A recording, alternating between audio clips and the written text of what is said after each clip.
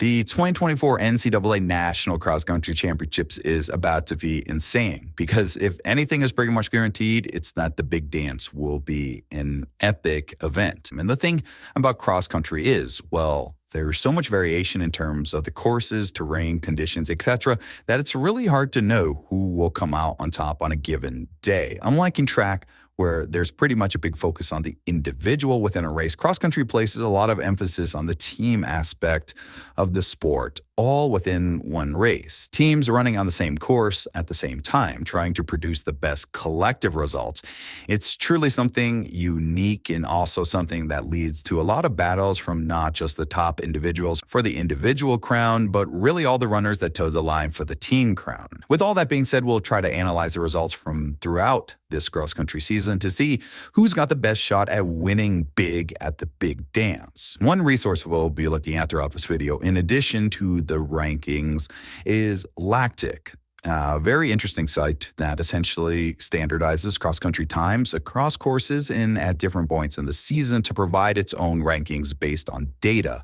Now, with that explained, we can take a look at the first race of the national championship meet, and that is the women's race. With the departure of Tua Invalbi from the collegiate ranks, the 2024 NCAA Women's National Cross Country Championships will feature a new champion. And I do think we should start by talking about runner-up from last year, Doris Lemdale. The Kenyan actually came into last year as one of the favorites with a 14:40 road 5K clocking already on her resume, and finished second only behind Parker Valby, as the Florida runner would dominate pretty much the entire NCAA throughout all the seasons. However, Lemgole from Alabama now comes back as the top returner and is seeking her individual crown. She has competition, however, from two other Kenyans, Hilda Olamoymoy from Florida and Pamela Kosgei from New Mexico. First on Olamoymoy, the former teammate of Lemgole and Alabama runner is now running for Florida and has competed a lot with Lemgole all year, with the two trading finishing spots at SECs and regionals. It's kind of a toss-up between these two. Amazing run by Lemgole. Olamomoy by a hair, with Lactic having them very close together, but there's another runner that's right up there with them, and that's Pamela Kosgei. The New Mexico runner and sister of former world record holder in the marathon, Bridget Kosgei, has not lost a race all season, including the biggest meet of the year outside of nationals at pre-nationals, taking that one over Hilda Olamoymoy. It's hard to pick one from this trio to win it, but it does seem they are the apparent favorites for natties. Kosgei's victory in the snow and mud at Mountain Regionals, where she still ran a quick time, should prepare her well for whatever conditions will be in Madison. And speaking of the weather forecast for the race, it does look to be a chilly day, but not too windy. It'll be interesting to see how wet the course is, given there should be some snow and rain a couple of days before. It shouldn't be a bad day to run. More adverse conditions may have added some more unpredictability, but I do think with how it's looking that the race will give runners the opportunity to have a good day. Outside of the Kenyan trio up front, though, I do want to talk briefly about the other runners in contention that may have a more outside chance of winning it all, but could seriously affect the title for the team races, which we'll cover in more detail shortly. First is Canadian Olympian Kaylee McCabe. The West Virginia runner has had a great campaign this cross-country season, winning all her races outside of a fourth-place finish at pre-nats. Her West Virginia team is also one of the top-ranked teams in the country. I do think they have a very good shot at getting a podium spot. It's crazy since the rise of West Virginia over the course of this season has been kind of amazing, going all the way from outside of the top 30 to inside the top 3, and it'll be interesting to see how they do at Nats. On the other hand, a team that's very much favored to win it all is BYU, and they have an individual that could certainly be up there in nationals in Lexi Halliday-Lowry, ascending the ranks to grab the #1 spot. The Cougars are the favorite for the title, and they definitely have a lot of depth, winning their regional while holding out two top scorers in Halliday-Lowry and Hutchins. However, their biggest test may come from Oregon, a program that's had an up and down year, but seemed to be performing well at the right time, led by two low sticks up front in Salon Ayildis and Maddie Elmore. Oregon also has very good depth, probably the only team right up there with BYU.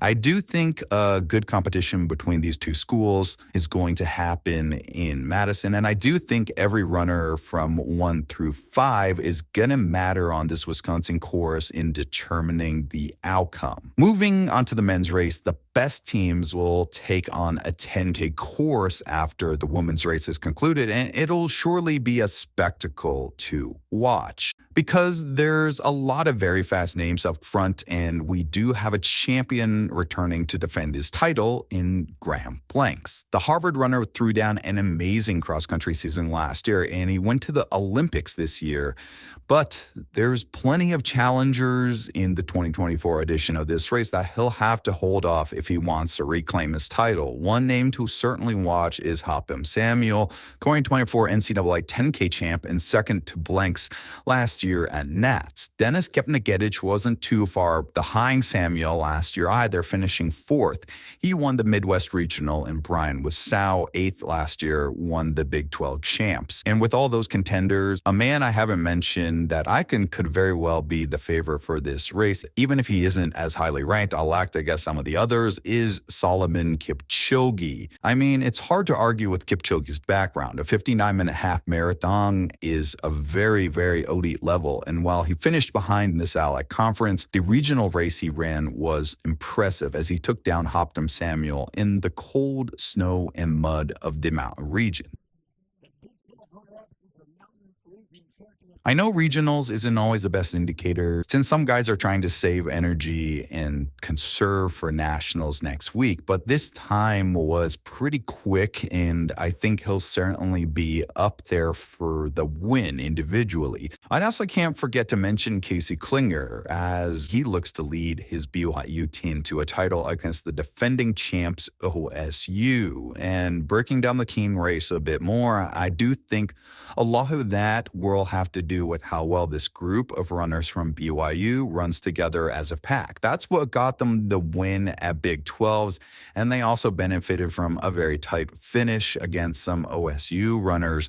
Now, the course is 2K longer at nationals, and there's a lot more competition, so it'll be interesting to see if BYU can maintain the same tight pack and performance against an OSU squad that has been absolutely loaded up front. For the other podium spot, I think it comes down to another tight bout between Arkansas and New Mexico. The Razorbacks won pre-Nats in a pretty convincing fashion, and they've been a top team all year, while New Mexico pushed BYU a bit at regionals and have one of the top guys in the meet in Hopham Samuel. I also wouldn't count out Iowa State, as they've been very impressive as well. It'll likely be a very exciting battle for the podium and the crown that'll unfold over 10 kilometers of racing in Wisconsin for the men. Overall, it's hard not to get hyped for the biggest race of the year in NCAA cross country, and it's one of the most competitive collegiate events out there. You have all the best collegiate distance running talent squaring off in one race, running for the same finish line on the same course in the same conditions. Add to that the individual and team dynamic unique to this sport or cross country, and there's nothing quite like it. If you enjoy coverage of the sport, breaking it down like this, be sure to hit that subscribe button. See you in the next one.